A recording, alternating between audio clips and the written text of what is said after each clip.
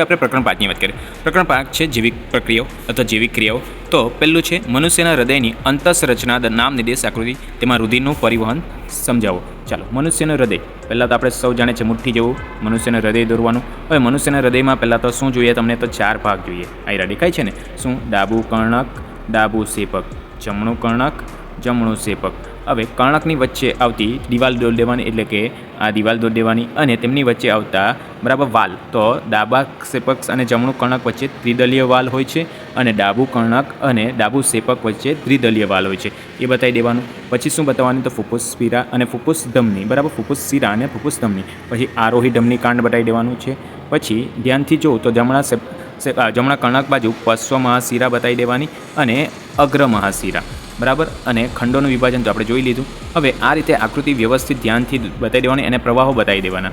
પછી હવે સમજૂતીની વાત કરીએ તો મનુષ્યના હૃદયમાં રુધિરનું પરિવહન. તો આપણે સૌ જાણીએ છીએ કે હૃદયના ઉપરના 2 ખંડો કર્ણકો અને નીચેના 2 ખંડકો સેપકો હોય છે.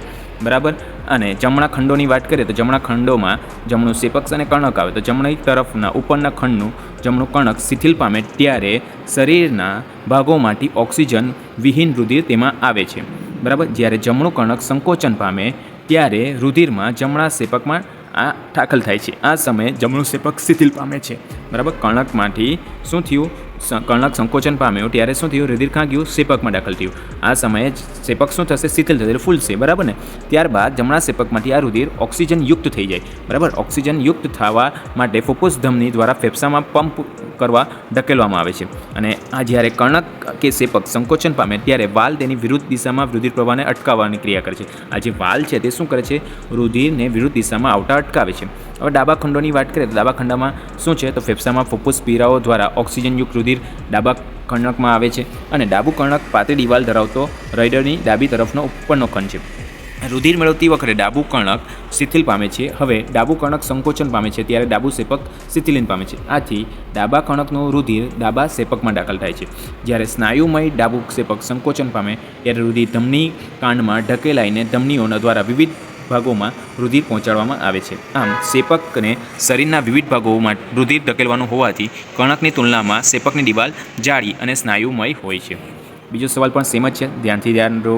તો શું છે? આકૃતિ આપી છે. આકૃતિ પરથી નીચેના ઉત્તર લખો. અહીંયા A, B, C, D, F, E, F આપ્યા છે. ચાલો, તો ઉપરયુક્ત આકૃતિમાં A, B, C, D, F શું છે? તો આપણે સૌ દેખાય છે. A એટલે કે શું છે? તો જમણું સેપક, B એટલે ડાબું સેપક, અને E એટલે જમણું કર્ણક, અને F એટલે ડાબું કર્ણક. ચાલો, ઉપરયુક્ત ભાગોમાં પસાર થયેલું રુધિર ફરી તે જ માર્ગ પર પાછું ના ફરે તે માટે 2 ખંડો વચ્ચે શું હોય? અત્યારે જોઈ ગયા ઉપરના બરાબર આકૃતિમાં બી ઉપરયુક્ત ભાગોમાં પસાર થયેલું રુધિર ફરું જ તે માર્ગે પાછું ન ફરે તે માટે 2 ખંડો વચ્ચે વાલ આવેલા હોય છે. એક આમાં ત્રિદલીય વાલ જોયો અને ત્રિદલીય વાલ પણ જોઈ ગયા આપણે.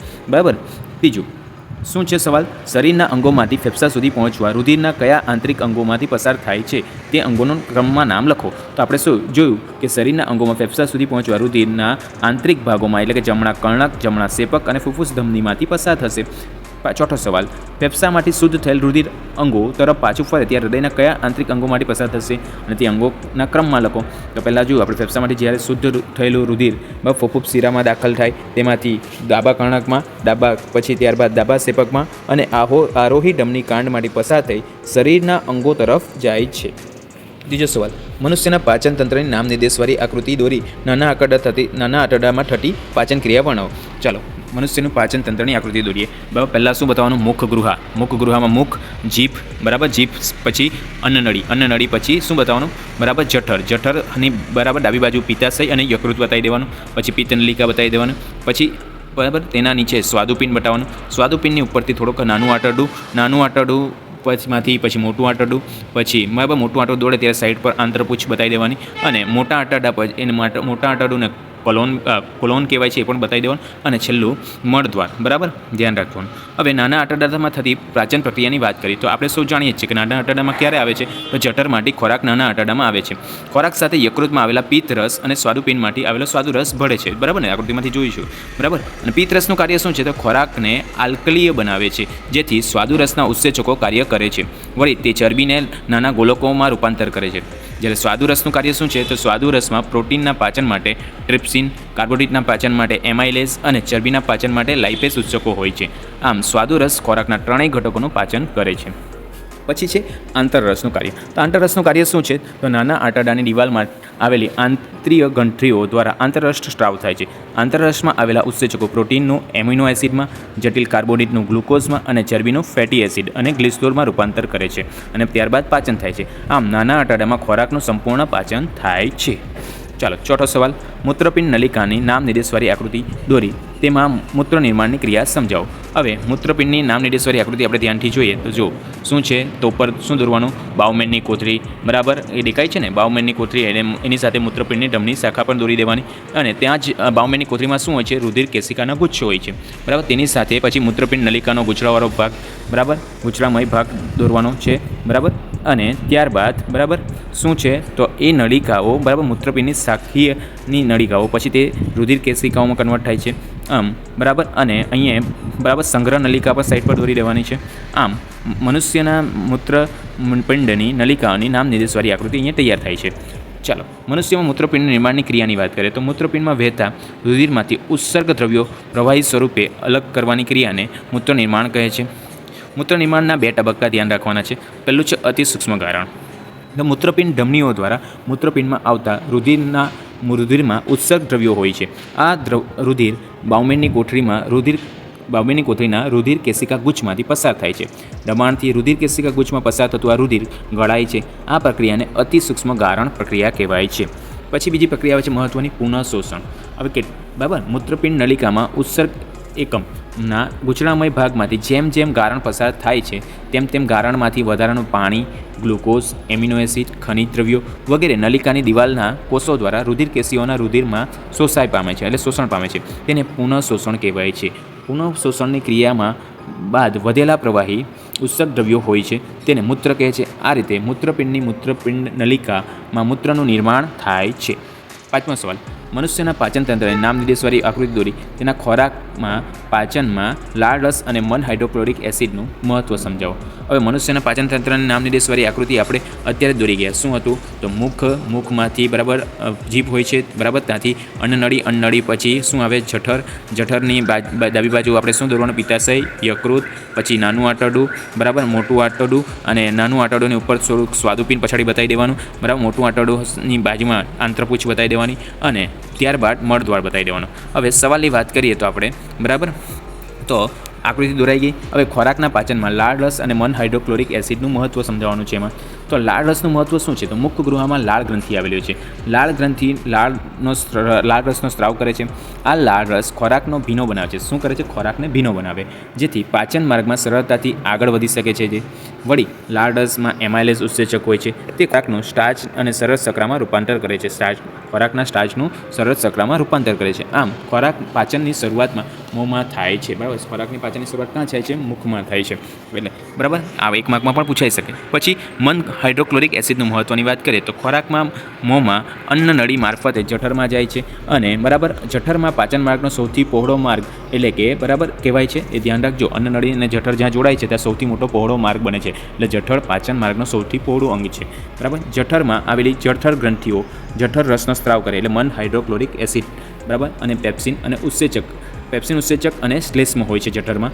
ત્યારે જઠરમાં મન હાઇડ્રોક્લોરિક એસિડનું કાર્ય શું છે? તો ખોરાક સાથે જઠરમાં દાખલ થયેલા બેક્ટેરિયા અને હાનિકારક સૂક્ષ્મજીવોનો નાશ કરે છે. તે જઠરમાં એસિડિક માધ્યમ જાળવે છે.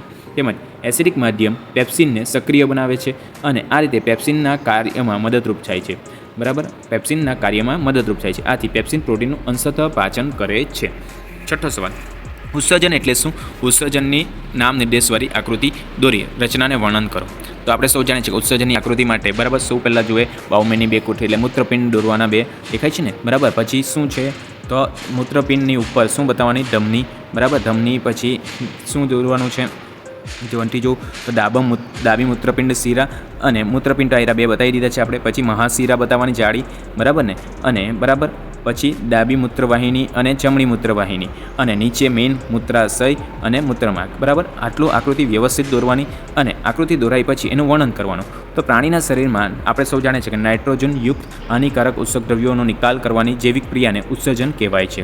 મનુષ્યના ઉત્સર્જન તંત્રમાં એક જોડી મૂત્રપિંડ અને એક જોડ મૂત્રવાહિની અને મૂત્રાશય અને મૂત્રમાર્ગનો સમાવેશ થાય છે. આકૃતિમાં જોઈ શકો છો. હવે વાત કરીશું પહેલાં મૂત્રપિંડ. તો મૂત્રપિંડ એટલે એક જોડી મૂત્રપિંડ ઉદરમાં કરોસ્તંભની કેશુરિકાઓની પશ્ચમાં બાજુએ આવેલી હોય છે. બરાબર, આપણે પૂછીએ કિડની ક્યાં આવી રીતે બતાવે ને. તેમજ મૂત્રપિંડમાં પાયારૂપ ગારણ એકમ મૂત્રપિંડ નલિકા છે. મૂત્રપિંડ નલિકા લાંબી ગુચળામય રચના છે અને તેના અગ્રભાગમાં કપ આકારની બાઉમેનની કોથળી આવેલી છે. અત્યારે જ આપણે આગળની આકૃતિમાં બી જોઈ ગયા. તેમાં પાતળી દિવાલવાળી રુધિર કેશિકાઓનું ઝુમખું હોય છે અને આ રુધિર કેશિકા ગુચ્છ કહેવાય છે. બરાબર, આ ઝુમખુને શું કહેવાય? રુધિર કેશિકા ગુચ્છ. મૂત્રપિંડમાં રુધિરમાંથી ગારણ દ્વારા નાઇટ્રોજનયુક્ત ઉત્સર્ગ દ્રવ્યો એટલે કે યુરિયા, યુરિક એસિડ અલગ પડે છે અને મૂત્રનું નિર્માણ થાય છે.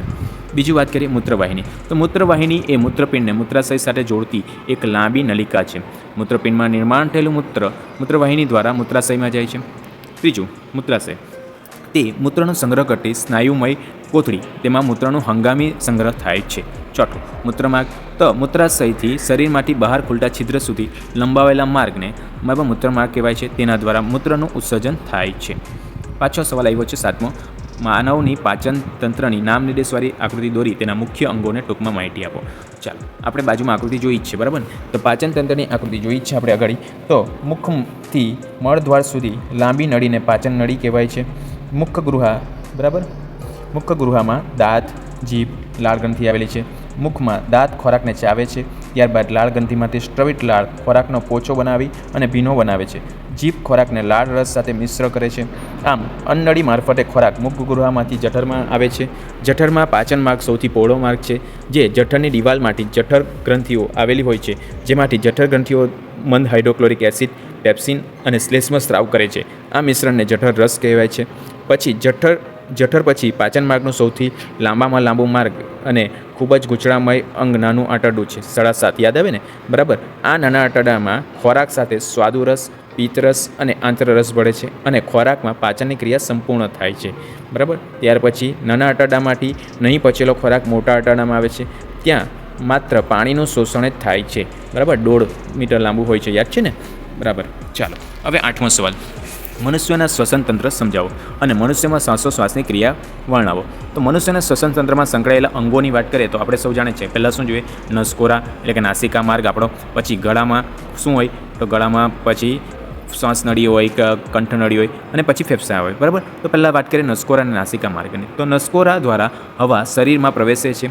આ માર્ગમાં આવેલા બારીક રોમ એટલે કે આપણા વાળ હવામાં રહેલી ધૂળ અને અનિચ્છનીય અશુદ્ધિઓને કારણ થાય છે. આ ક્રિયામાં માર્ગનું શ્લેષ્મ સ્તર પણ મદદરૂપ થાય છે. એટલે ધૂળ, નાકમાં ચીકણો પદાર્થ છે તે શ્લેષ્મ હોય છે અને વાળ હોય છે તે ધૂળથી રક્ષણ આપે છે.